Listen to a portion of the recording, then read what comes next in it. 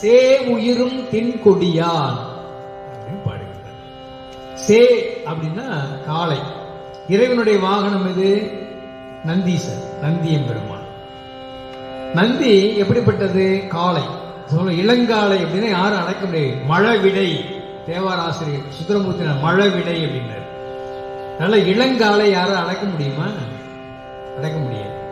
அப்படி அடக்க முடியாம திமிரிட்டு இருக்க காளையை சிவபெருமான் அடக்கி அதன் மேல் அமரக்கூடியவர். அப்ப வல்லமை, எந்த அடங்காத உயிரையும் அடக்கக்கூடிய வல்லமை சிவபெருமானுக்கு தான் உண்டு. அந்த அடங்கா தன்மையை தான் நம்ம ஆணவம் சொல்றோம். அந்த ஆணவம் ஏன் வருகின்றது? அறியாமையிலால் வருகின்றது. அறிவு வந்தா அடக்கம் வரும், அறியாமை வந்தா திமிர்த்தனம் வரும். அதுதான் முக்கியம். அறியாமை அவ்வளவு பெரிய துன்பத்தை கொடுக்கும், அறிவு பெரிய இன்பத்தை கொடுக்கும். அறிவை நாம பெறணும்னா ஆலயம் வரணும், அறியாமை நம்ம பெறணும்னா அந்த ரோட்டோரத்தில் உள்ள கடைக்கு போகணும். அப்படித்தான் நிறைய பேர் போறாங்க. சே உயிரும் தின்கொடியான் சிவபெருமான் சொல்றாரு.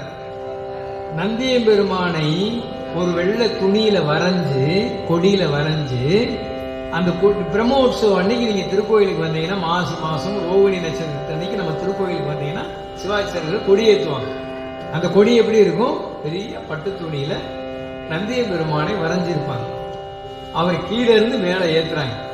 சே உயிரும், சே உயரும், சேனா காளை, நந்தீசன் அவர் மேல உயர்த்தக்கூடிய உயர்த்தி, கொடியேற்றம். அப்படி சே உயரும் தின்கொடியா, நல்ல உயர்த்தி கொடியேற்றக்கூடிய நந்தீசன் கொடியை உடைய சிவபெருமான். அப்படிப்பட்ட பெருமானே உடைய திருவடிகளே சரண். சிவபெருமான் நந்தீசனுடைய கொடியை உடைய சிவபெருமானுடைய திருவடியே சரண் சரண் என்று ஒருத்தர் எப்போதுமே சொல்லுவாராம். அவர் யார் தெரியுங்களா? நாமகள் சரஸ்வதி. சரஸ்வதி எப்படின்னா நாவல தான் இருக்கணும்.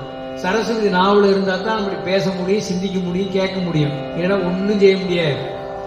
அப்படிப்பட்ட கலைமகளை, அந்த கலைமகள் தாயை தன்னுடைய நாவில் தன்னுடைய துணைவியாக கொண்ட பிரம்மதேவர் சொல்வாராம், நந்தீசனை கொடியாக கொண்ட சிவபெருமானுடைய திருவடியே சரணம் சரணம் சரணம் சொல்லி